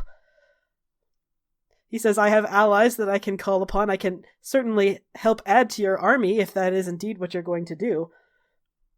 That would be immensely helpful. Ember, like, thumps him really hard in the back and says, another friend to join our mission! It's like, okay, well, don't get too excited. He says, like I said, I have no problems offering my assistance as much as possible, but I feel like... Okay, what's the next step that you need to do? Where are you headed now? We're on a scouting mission. I have great news, I'm a ranger. Excellent. Wait, Awesome. Are you a stealthy person, perchance? Yeah. Mm-hmm. Ariazis is like, he literally just said that. That's what rangers do. Rangers are sneaky. Isn't Vasha? Never mind. I don't really pay a lot of attention to what Vasha does. Ember's like, no, it's like, this is great because our ranger is currently out of commission. Yeah, exactly. We need an emergency backup ranger. We need a sub for our ranger. Yeah. Can I get a list of 3 references and also your past employment history? Vasha feels so outclassed. Oh. How can I stand up against Driz de Worden? Honestly, though, like, go on a vacation to the Bahamas, Vasha. Yeah, you deserve it. You deserve it. Like, Vasha is very happy that they don't know any of this. Oh, they're gonna hear all about it. I'll bet. Assuming we don't all die. And he says, all right, so you need to go to this place. Where are you scouting? Well, right, the kingdom of many arrows. We're looking for like a frozen lake. Oh, you have to go to the many arrows. Oh, good luck with that. Yeah, I know. Didn't seem like a good name, but why do you say that exactly? Oh, because it's crawling with orcs. I don't know if you know much about orcs, but they're not generally good company. They don't like outsiders. Excellent. But I think I do know of the frozen lake of which you're speaking. The one that feeds the river? Yes. That's the one. He takes a last sip of his drink and he says, all right, well, no time like the present. Agreed! Ember just found his best friend. Yep. Ember's like, yay! People who say things like no time like the present are Ember's favorite person. Best bros forever. Well, Ember stands up very suddenly and is like, we should go! He says, all right, then let's go. And fucking Driz de Worden joins your party. Okay, so Driz has no trouble. He knows exactly where to go, but so do you, Selwyn, so you keep pace easily. The rest of you are like, where the fuck are we going? Why does this hallway have 8 different radiations off it? He leads you up a very particular set of hallways and then through a massive cavern with a man-made waterfall flowing past it, which is the man-made flume that also feeds the river. This huge arcing stone bridge that leads to the outside of the mountain. And it is fucking cold! Like, it had been really, really warm inside the mountain because everything is, heated by these huge furnaces, these lava vents. But the minute you get outside, the cold punches you in the face. Just, holy shit, it is so cold. It is the middle of winter. The wind is howling off the mountainside. But Drizzt doesn't seem to mind it. He pulls his hood up. He has this, like, really long green cloak. And he pulls the hood up and he says, with speed, we should be able to get to this lake. I think I know the one you mean. Within a couple days' travel. Excellent. As you start, it is a very difficult walk. Like, there's a road that leads down to the village, a village really far below you, nestled into the foot of the mountain. But he's not taking that path. He is going straight to the left and further up into the mountains. And he turns to you, Qatar and Ariazis, as he walks, and he says, "You're druids, am I sensing that right?" Qatar was a little bit nervous before, but now that he's just like, oh my fucking god, this is like Dritz, like the Dritz, he's like, yes. It might be a good idea for one of you to scout as a bird overhead. Orcs like to skirmish with the dwarven guards that circle the area sometimes. And Qatar and Ariazis do rock, paper, scissors. I'm like, okay, well, paper, scissors. Rochambeau. Right, exactly. Whatever the D&D equivalent of rock, paper, scissors is, and Qatar loses and is like, all right, I guess I could do that. What kind of bird does he turn into? That's a giant eagle. That's probably too fuck big. Yeah. No, do it to Okay. a giant eagle and also can Sal ride his back. That's fine. Sure. Yes, absolutely. I mean, it's probably... It's really sad that Nyla isn't here right now. Right. She would be I mean, the making picture- jokes, right? She'd be making jokes. Yeah, the picture has a person riding on it, so I'm assuming that's what a giant eagle is for. A guitar shifts into a giant eagle and Sal's like... It's like, I would just... Before I ask you this question, Guitar, I'd like to remind you that I have to die very soon. Can I ride your back? Remember, I'm dying. Remember? If Qatar could talk, which he can't now, he just sort of like makes giant eagle noises. I don't know what they sound like. I guess puts a wing down like to let Sal up. Sal climbs onto his back. Yes!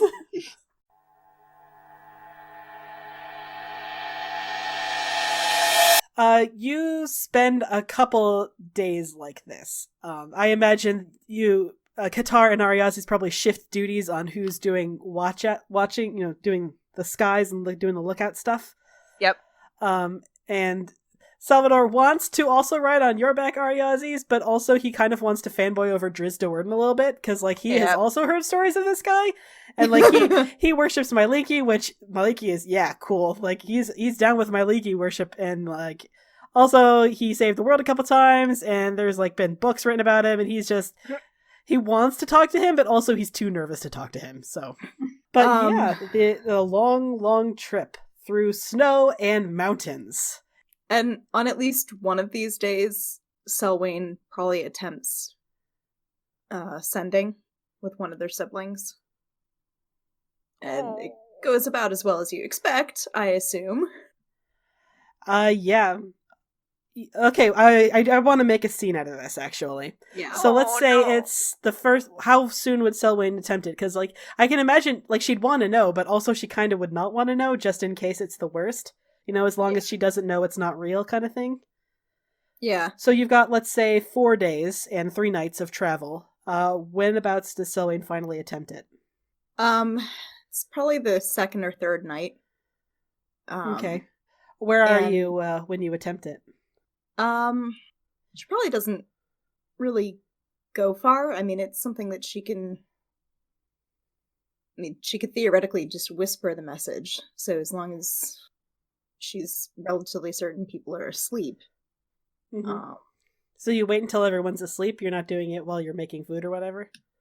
Probably not, no. Because this is going to be emotional. Really, really personal. So she's going to try to reach out to her eldest sister, Lyra, who was a member of the Spell Guard, who were the protectors of the city. Because if anybody would know or would have been able to get anybody out, she's probably the best bet. They don't get along well, but... She is the best chance of an answer. Yeah. Okay. So what do you say? Lyra, I hope I'm wrong, but please, tell me any of you got out. So the process of casting sending, you say the words that you want to send, and then you make a small gesture with your hand. It's a somatic component spell, I believe. And then it just sort of vanishes off into the ether. When you make the somatic component, you don't feel that magic click. It rebounds immediately, which from experience can only mean one thing. Yep. The recipient is not there anymore. Yep. And I think she just kind of muffles a sob because she doesn't want to wake anybody. And just pulls her cloak tight and goes to just curl up next to Ariazi's. Just can't deal with this, but doesn't want to wake anyone up. So how about this? We'll say you curl up next to Ariazi's. You're trying to keep your sobs under control. It's maybe middling success, it sounds like. Yeah. And it's not. Sal's... They brought Dritz had a whole bunch of tents, which you have to when you're traveling in the mountains. You have to use tents because the wind is fucking brutal. And Sal's tent is set up right across from yours on the other side of the fire. So when he hears you, he sort of opens up the flap and he looks across at you. And you can see him through the flap on your own tent is sort of, it's caught in the wind and it's making, the sound of canvas hitting wind over and over and over. And you can see his features lit up through the fading fire. And he says, Selwyn? In Elvish. They're all gone, Sal. He kind of sits up and he says, your family? I think so. And, she carefully slips out, and goes over toward him. He also slips out because he's sharing his tent with Qatar and he doesn't want to wake Qatar up either. But he slips out and he closes the tent flap and he sits across from you in the snow and the wind. And he says, so I know from personal experience in this matter that there's nothing that I'm going to be able to say that's going to make you feel better. I also know what it's like to find out one day that your home and everyone you know is dead. The only consolation I can give you is that eventually the pain sort of numbs. Just with time. I guess. And, she just brushes at her eyes and glances over at him. And, yeah, it's really not a great expression on her face. I've never really seen her this sad. Yeah, one thing I do know for sure is that trying to keep it together and trying to not feel the sadness doesn't work. Trust me, I've been trying. I've been trying for a while, and it's kind of actually made things worse. Hindsight being 2020. He says, when you get out of this, you have to promise me that you're gonna forgive yourself for everything, not just for the loss of your family, because I know you're gonna feel guilty about that, even though it's not your fault, but also for everything that's happened besides. Because if you don't, then you're just gonna spend the rest of your life miserable, and I might be angry with you, but I'm not that angry at you, and I don't want you to suffer for the rest of your life. Really wish she didn't. I wish there was another way. Yeah, so do I. And I think she reaches over and just squeezes his hand, because last time, he said something did awful threaten about to punch her. no hugging. Yeah, he did threaten to punch her, as I recall last time. Yeah. But yeah, he accepts it and eventually is like, oh, fine, and then he closes the distance and then he hugs you. And she sobs into his shoulder, but hugs him back tightly. He's hugging. He's like, I'm not going to say it's going to get better, even though it will, because right now it doesn't feel like it is, but I believe you can get through this. It's going to be hard, but you can do hard things. I don't know what we're going to do without you. Oh, I don't either. He'll probably all die immediately.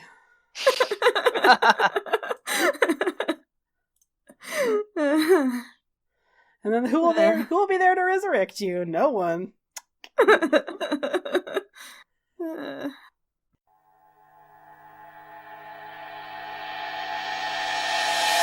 It is Ariazes who's up in the sky this time. You are up in the sky. I want you to roll perception. All right, cool. Are we still giant eagle mode, or? I mean, you'd be in whatever bird form Ariazes would be in. Yeah. There we go. That is, in fact, what I am talking about. With a 23, Ariazes, you notice well in advance, with plenty of time to consider what to do, a caravan moving up the mountain. They are going sort of like perpendicular to your direction of travel. Like you are going mostly east, they're going mostly north, sort of straight up the mountain. And it is a long caravan with maybe 6 or 7 wagons, huge wagons, all loaded high with what you can only assume are supplies. And notably, Ariazis, the banner they are flying is the banner of the House Porter. Of course. That's fun. I'm going to say Sal isn't on your back, because if he was, he would, like, scream and, like, probably punch you in the back or something out of frustration. Right. And she'd be like, ow! But yeah. That's fantastic. They are right now about half a mile to 3/4 of a mile off. They haven't noticed you, and it looks like Drizzt hasn't seen them either, which, they're fucking almost a mile away, so that's not surprising. Yeah, I feel like she's gonna circle back since she's still in her giant eagle form. And because there's just no time to waste about this. Drizzt is probably in the front, I'm assuming, since he's leading. Mm-hmm. He is the ranger in the party, so. He is the ranger, in fact, indeed. The stealthy boy. Yeah, so she's going to circle back as a giant eagle and, try to make it look like, oh, I've just found some prey or whatever. I don't know, as natural as possible. And then immediately transform back as soon as she's near him. And, just be like, Drizzt, they're coming. Who's coming? People with Lord Portyr's banners. Sal in the back stands up a little straighter. And Drizzt is like, fucking, like, he swears in Undercommon. And he says, all right, well, let's do a quick analysis. Good news, bad news. Good news is they're probably going to go exactly where we need to go, right? You said something about a garrison? 6 or 7 wagons. Yeah. Salvador's in the back like, we have to kill them though, right? We're going to fucking sneak up on them and just, like, kill the shit out of them? Just all of them? Qatar doesn't look too happy about that plan. He's like, kill the fuck out of all of them, especially if my father's there? Wait, no, we need him. Okay, everyone except my father, who we will kill later. But That we don't escalated have really to. quickly. We do have a sneaky ranger now, says Ariazis. Okay, we follow them to the garrison or whatever, and then we kill them all? If we need to. We probably will need to if they see us. We need to. I need to. Okay. We don't have to kill them. We are here to scout, not to destroy. We need to figure out how many more of them there are, whether or not your father, Sal, is even there. Sal, who has been holding, the moment you said, oh, they're flying the banner of House Porter, like, he immediately got his twin sickles out, and he's, like, gripping the hilts of them really, really tightly. He's like, can we just kill a few of them? It won't help, Sal. It'll feel great, though. It'll feel really good. No. It may won't. seem like it will feel good for a moment until you realize that you used lives to vent your grief, your anger. You sound like Eldath. Is that a bad thing? I don't worship Eldath anymore. Fine, let's just follow them, okay? But if I see an opportunity to fucking strike where it doesn't endanger us...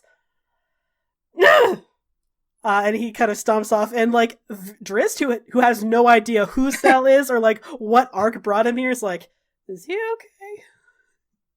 Ariazis and Guitar both in unison, nope.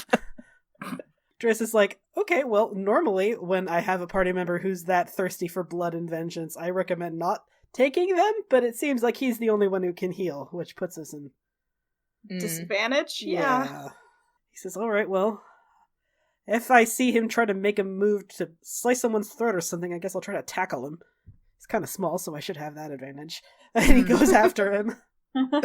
So, Drizzt, now that it has been pointed out where this caravan is and where they're headed, he is able to follow pretty easily. And indeed, you have to sort of veer up to the north, but it doesn't take long before you see this massive stone fortress built right into the mountainside.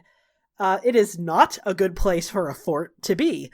Like, anyone who has read, like, Armies 101, like, put your fortress near a place where you can get food and water.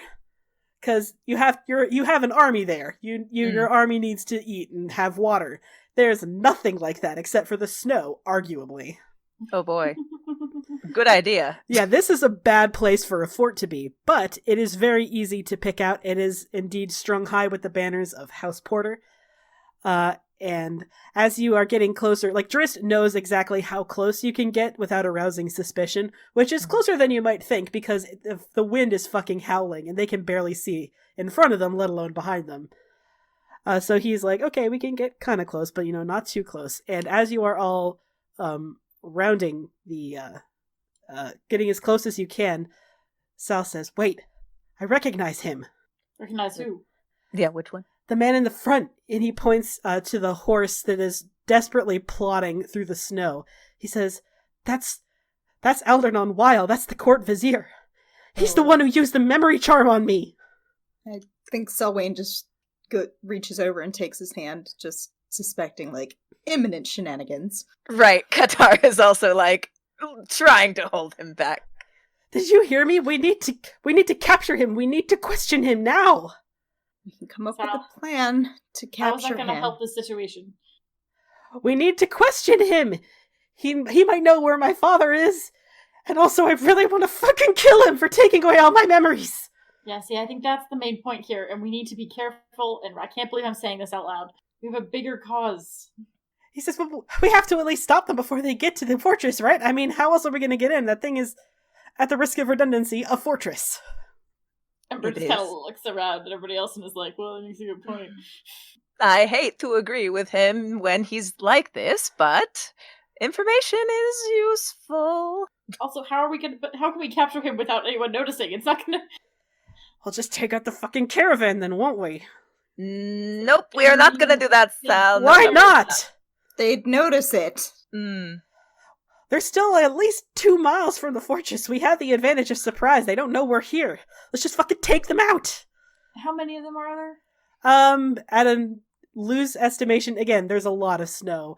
Yeah. There don't seem to be that many, maybe 10 soldiers in all. And, not to put too fine a point on it, but y'all are, level 13 now? Right, exactly. And, most guards are, CR2. Right. They don't look particularly well armed. You could take them out if you needed to. Qatar can shapeshift. Into a guard? He can cast alter self at will. So that's something. So if we stop these guys, we could put you as the head, maybe make you look like the leader, and then sneak in. Or maybe just have them tag along at the back. Yeah. Right, exactly. And Ariazis, can you transform into a horse? Yeah, she could. That would be really weird, but yeah. So Ariazis okay, it's kind of a weird plan, but...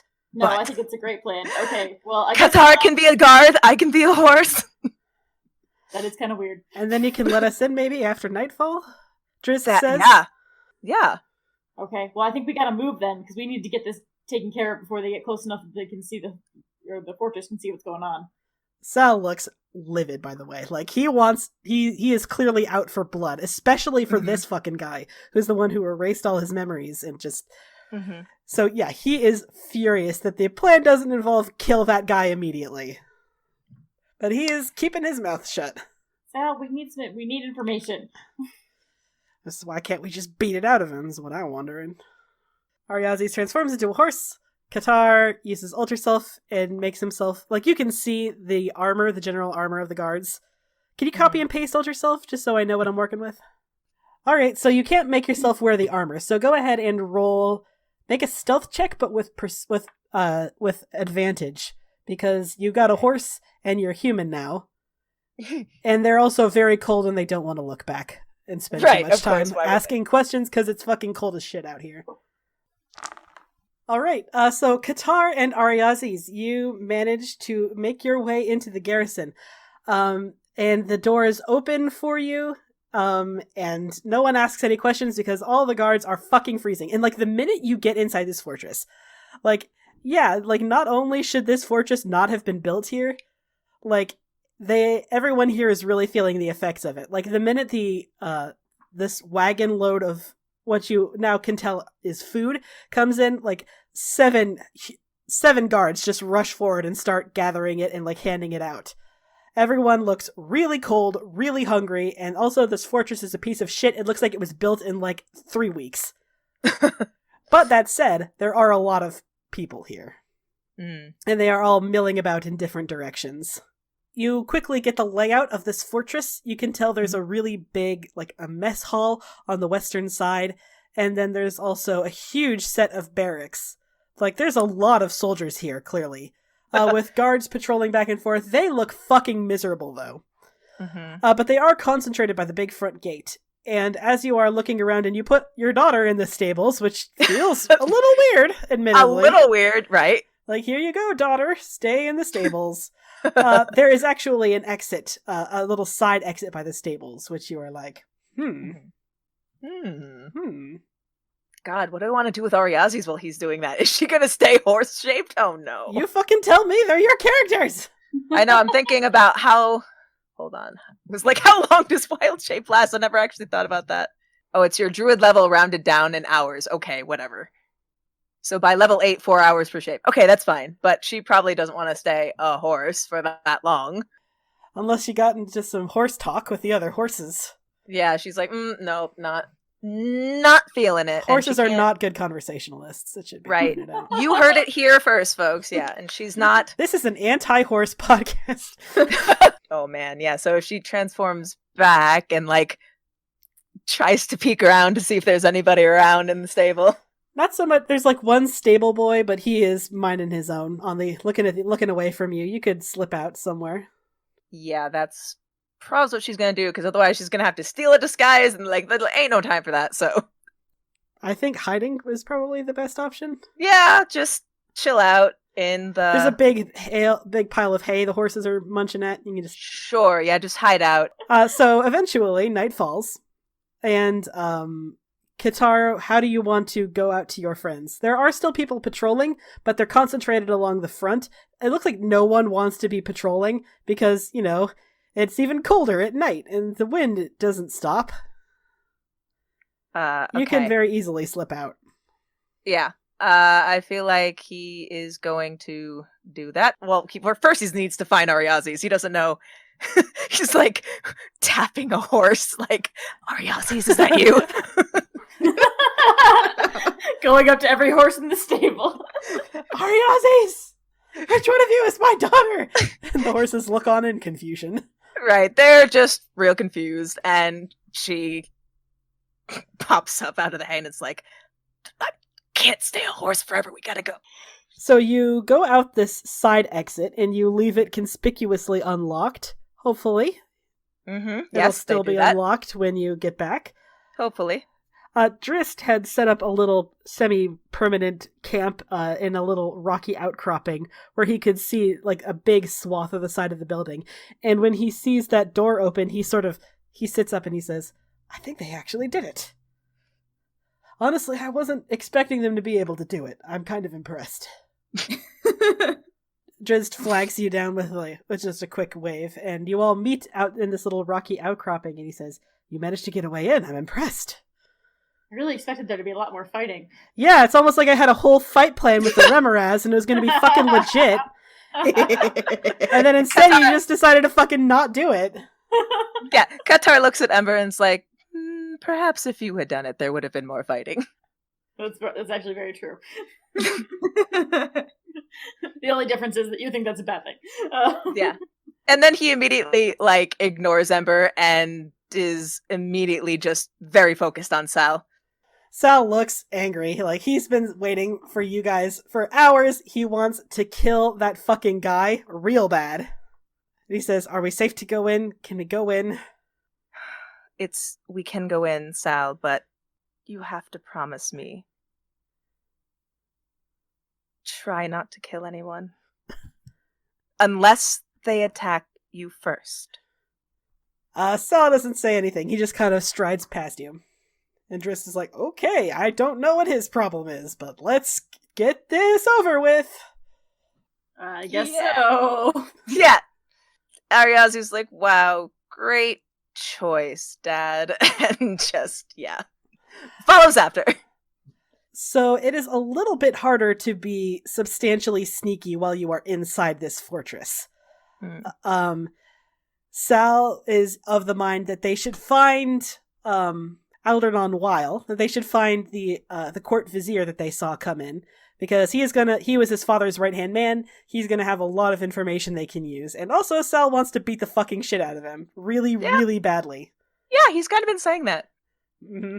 And I mean, he does have a point. Like, if anyone's gonna be able to answer questions, it's gonna be that guy. Mm-hmm. So yeah, that is would Qatar have seen like a place while he was in there, like where like, hey, this is where important people's office is or whatever? It's mostly they have where the barracks are. You can guide them to the barracks. That's right. There were multiple levels to the barracks, and like usually how it works is like the higher ranking people get the nicer ones that are higher levels. Mm-hmm. Like on the 3rd or 4th story, away from the cold ground. Yeah, so he will lead them to the barracks. Do you want to do anything? Because you're going to have to roll a stealth check to get to do this successfully. That is true. He can cast Alter Self at will! That works for you. Didn't you just say you had Pass Without a Trace? Like, moments ago. Several minutes ago, but yeah. Several minutes ago, yes. They could. Never mind. Drizzt is going to do it when you don't offer. Right. Yeah, I was like, I don't have it prepared, no, but they could prepare it.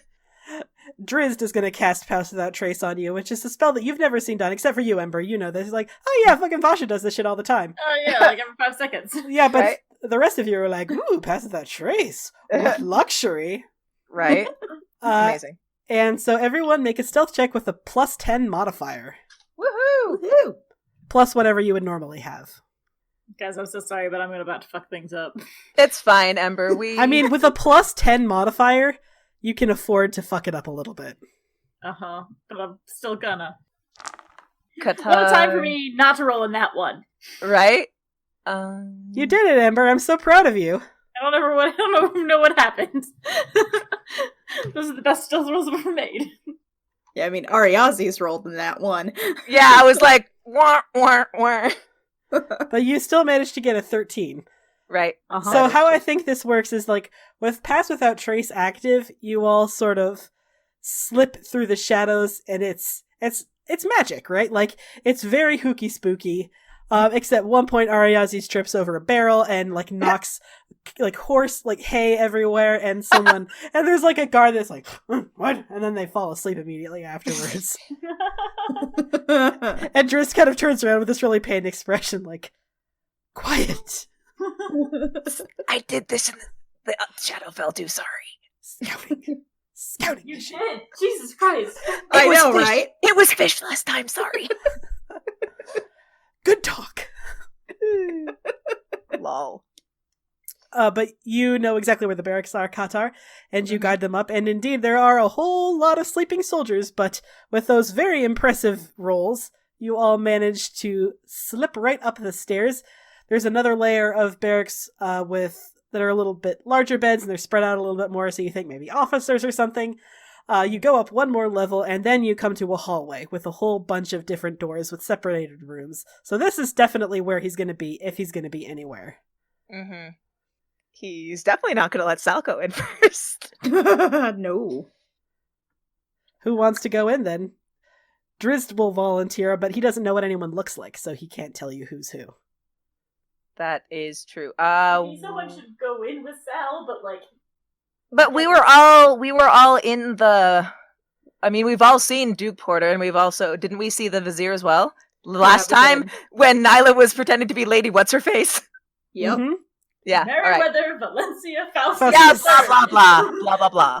Yeah, so, I feel like Ariazi is because Qatar doesn't fucking know who he's looking for. Ariazi's can go in, and she's gonna be, like, pointing to the door and, like, anybody else? I mean, Selwyn can. Ember doesn't know who any of these people are, so... Right. I'll can get stay my behind. door and, like, keep watch, and, like, you guys motion me in what I need to be. Right. Yeah, I feel point like Ember at the Ember- things that need to die, and Ember Right, will just... She motions Ember, stay. Good boy, sit. Okay. It's not a I know we're not dog. saying this out loud because we're trying to be stealthy, because otherwise I would be fine. Yeah, no. Yeah, she motions to him to, like, stay, yeah, and then she's gonna... Ariaz is gonna go towards the door. The first door, I assume? Because there's like Yep. 8 in this level. Right, yep. Go the Alright. closest first door. What do you want to do when you're at the door? There's really nothing to do except open it or kick it down. It's locked. It's locked, of course it is. Yeah, she's gonna check to make sure if it's locked. It is locked. Great, cool. It's locked, yep. I mean, big surprise, right? Right. Yeah, we're gonna have to break down the door, and so. Oh, whoa. Okay. Whoa. I guess we're abandoning the stealth mission. Did we not learn anything from Nyla? Like, we could at least attempt to pick a lock. Yeah, like, I feel like as you are talking about this, like, Araz is like, well, I guess I'll have to break down the door, and Driss is in the back like, I'm a ranger. I can pick locks. What's wrong with you people? Well, we don't have a ranger. I didn't know that. Say it so there. Okay, then pick the lock. It's locked. Jesus, fucking rogue dies, and suddenly it's like, oh no, we're useless. We don't know what to do. And he's like pulling out his lockpicks and he's like, kick down the door. Jesus Christ. He's like deeply regretting joining us at this point. Yeah, that's not. Hey, Driss is very talented. Yeah, it's true. So he very quietly and deftly unlocks the door. And this one has an officer asleep on it, or at least you assume they're an officer, but you do not recognize her, Ariazis. Okay. He definitely shuts the door and goes to the next one. I'm not going to make him roll 5 second times. Yeah, like, right. They're all the same lock. He did that fine on the first one, so he's figured it out by now. He unlocks it, and yeah, this is the one. He's right. The second door you pick, it's the guy. He is not wearing his flowery robe, but he has the same very distinct. He had like jet black hair, but with one streak of silver in it. You recall? Mm-hmm. And yeah, it's definitely Aldernon Weil. It is for sure the guy. And yeah, she's gonna silently be like to give a signal to everyone, like that. That's one. That's the guy. What exactly was our next step here? Well, I'll tell you what the next step is. Salvador goes straight into the room. No. He casts silence, specifically so it's making a big wall. Within a breath, he's got one of his sickles pressed against this guy's neck. And then he abruptly kicks him in the stomach, and the guy wakes up with a start, and he says, "Hey there, Aldernon. Did you fucking miss me?"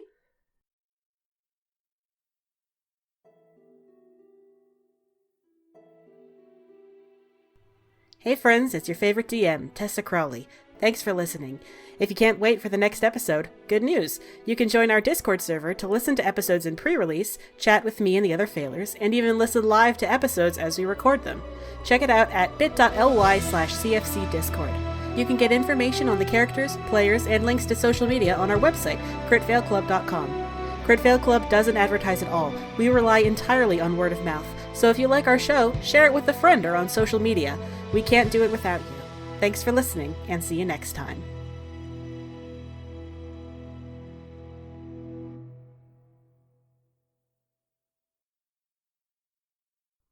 Also, by the way, I'm looking it up, and I see, like, he's got under his family, like, it mentions his mom and his dad, and he's got like 5 siblings, but I don't see anything about his spouse, so it's not too late to look into polyamory.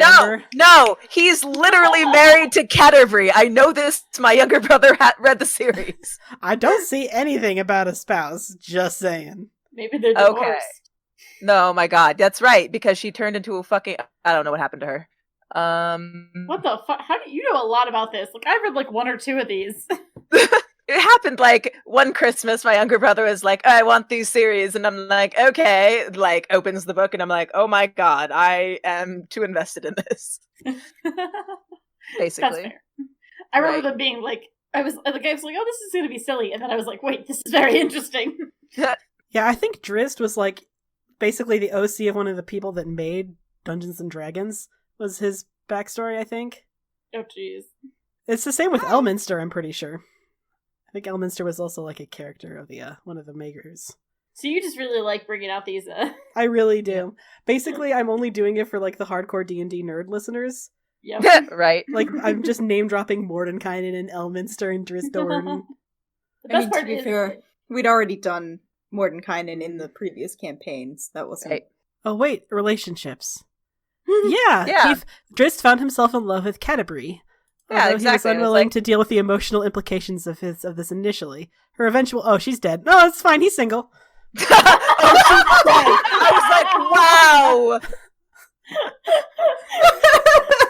I feel like you just spoiled a bunch of shit for them. Right? Oh, she's dead. It's fine. Don't worry about it. Dead, don't worry about it. He's single and ready to mingle, ladies. Oh my god! You Oh, think boy. maybe he's got like some trauma or something? Like, I mean, I mean, almost a little. certainly. He was a Trauma? D&D character, so certainly. In this game?